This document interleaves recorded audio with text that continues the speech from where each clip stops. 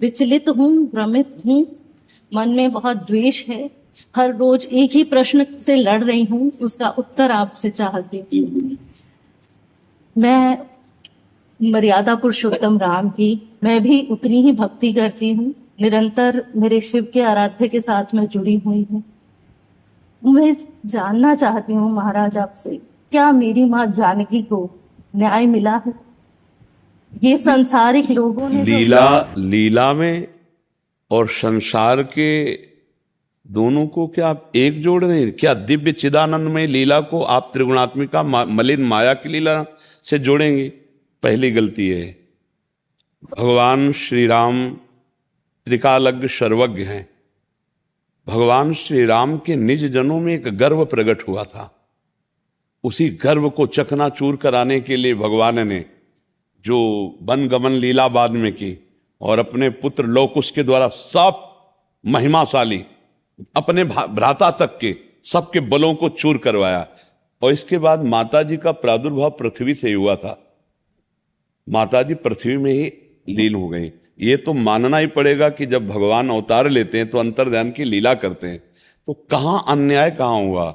आपको जो लग रहा है कि एक धोबी के कहने से प्रभु ने ऐसा किया, नहीं, निमित्त बना करके अपने समस्त निज परिकर के गर्व का मर्दन कराने के लिए लौकुश को वाल्मीकि के आश्रम में प्रादुर्भाव कराना और समस्त अपने महारथियों के बल को चकनाचूर कराना और फिर उनको अपने राज सिंहासन पर विराजमान कर, अन्याय कहां हुआ? ऐसा लगता है। नहीं, आपको क्यों लगता है? आपको लगना ही नहीं, क्योंकि आपकी बुद्धि जो है वो त्रिगुण माया के अंतर्गत है और भगवान की जो लीला है वो त्रिगुणातीत है। चिदानंद में देह तुम्हारी विगत विकार जान अधिकारी। ऐसा नहीं, आप उस विषय को नहीं जान सकती है। जब तक उस कोटि की दिव्यता नहीं होगी तब तक आप उस दिव्य लीला को कैसे समझ पाएंगे? जैसे हम आप मिल जाएं, अब इनके आगे हमको आपको खेल दिखाना है, तो हम आप बैर विरोध का अगर भी खेल करेंगे तो इनको लगेगा कि गुरु शिष्य में बैर विरोध कैसे हो सकता है।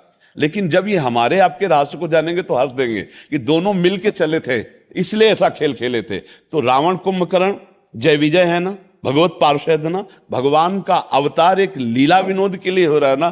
तो जानकी जो भगवान की अर्धांग से प्रकट हुई है, वो भूमि से प्रकट होने की लीला है।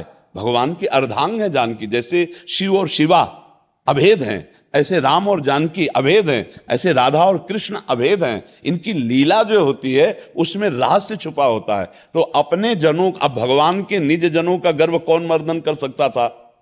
भगवान का अंश ही कर सकता था। अब भगवान अयोध्या में रखकर ऐसा नहीं कर सकते थे, इसलिए वाल्मीकि जी के आश्रम में उनको, हाँ, वो लीला है भगवान की और ये मिलकर लीला है। ऐसा नहीं है कि जरा भी कहीं भी अन्याय।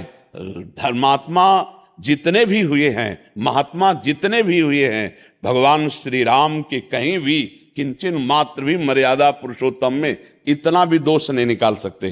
तो फिर वो अपनी प्रिया के साथ ऐसा कैसे कर सकते हैं? वो तो उनकी अर्धांग है, उस लीला को समझना है।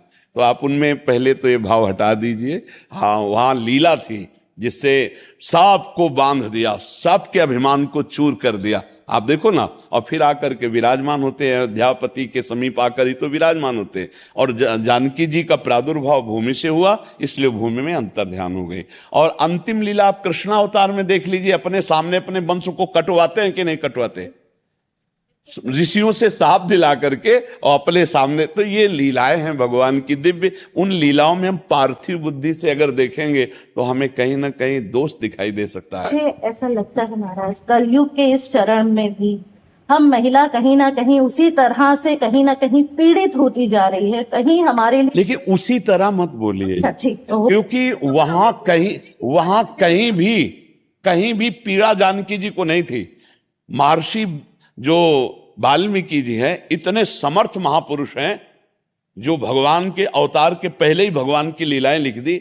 उनके पास जानकी जी सुरक्षित है, जहां काल की भी ताकत नहीं है कि तनिक भी वहां कोई उपद्रव कर सके। तो अन्याय शब्द या उनके साथ कोई अनीति, ऐसा आज का जो समय, हम कलयुगी प्राणी हैं, हम वासनाओं से युक्त हैं, हम सुख चाहते हैं, सुख देना नहीं चाहते। सुख भोगने की लालसा से अन्याय होता है, सुख देने की लालसा से कभी अन्याय नहीं होता। हम सब सुख लेने की लालसा में, इसीलिए ऐसा नहीं कह सकते कि केवल स्त्री के साथ ही अन्याय होता है। जहां सुख लेने की लालसा है वहां अन्याय है। अपने सुख भोगने के लिए अपने पूरे परिवार को जहर देकर लड़की भाग जाती है ना, भाग जाती है ना। एक पुरुष से ब्याह होने के बाद दूसरे पुरुष का वरण कर लेती है, अपने पति की हत्या कर देती कि नहीं कर देती, कि या स्त्री के साथ ऐसा व्यवहार किया जाता है या पुरुष के साथ व्यवहार किया जाता है, एक पक्ष में आप देख नहीं सकती। आप देखिए, जो अपने सुख में पागल है वो कुछ भी कर सकता है, वो चाहे स्त्री हो या पुरुष हो। आप इस विषय को देखिए, क्या पुरुष ही या स्त्री ही, हम ऐसा नहीं कह सकते, क्योंकि समान भाव से जब दृष्टि डाल के देखो तो आप तो संसार में हजारों केस ऐसे हैं जो माताओं बहनों के द्वारा नहीं होना चाहिए वो होते हैं, हजारों केस ऐसे जो पुरुषों के द्वारा नहीं होना चाहिए वो होते हैं। अपने बच्चों को काट दिया, अपने पति को मार दिया और दूसरे पति के साथ भाग गई। आप अगर ये कहेंगे कि स्त्रियों के साथ ही अत्याचार होता है तो हम ये कहने के लिए तैयार हैं कि आज की स्त्रियां वो स्त्रियां नहीं हैं। आज की स्त्रियां सिंघनी हैं, पढ़े लिखे हैं। आज की स्त्रियां वो नहीं है जो पुराने जमाने में थी कि आप थप्पड़ मार दो चुप होकर बैठ जाएंगी, थप्पड़ मार दोगे तो बीच सभा में थप्पड़ मारकर तुम्हें बंदी बनवा देंगी। आज की पढ़ी लिखी लड़कियां हैं। पर देखो, कुमार्गामी लड़कियां भी हैं और कुमार्गामी लड़के भी हैं, दोनों पक्ष देख रहे हैं। तो इसलिए उसको भगवान की लीला से न जोड़ा जाए। ये मलिन माया की लीला है और वो मायातीत लीला है भगवान की। समझ रही ना आप आशीर्वाद कर। मुझे लगता है आज के बाद उस ज्ञान की तरफ अग्रसर होंगी जहां मेरा मार्गदर्शन होगा, क्योंकि भ्रमित हूं, इसीलिए आपसे नहीं, आप आगे बढ़िए, आप आगे बढ़िए। महाराज जी, पहले परमहंस अमृत झिरिया जी ने मुझे प्रणव का जाप बताया था, जीव को नीचे लगा के और ओम का जाप करना। पर जब से आपने बताया पश्चिंती जाप में जीव ऊपर लगा के और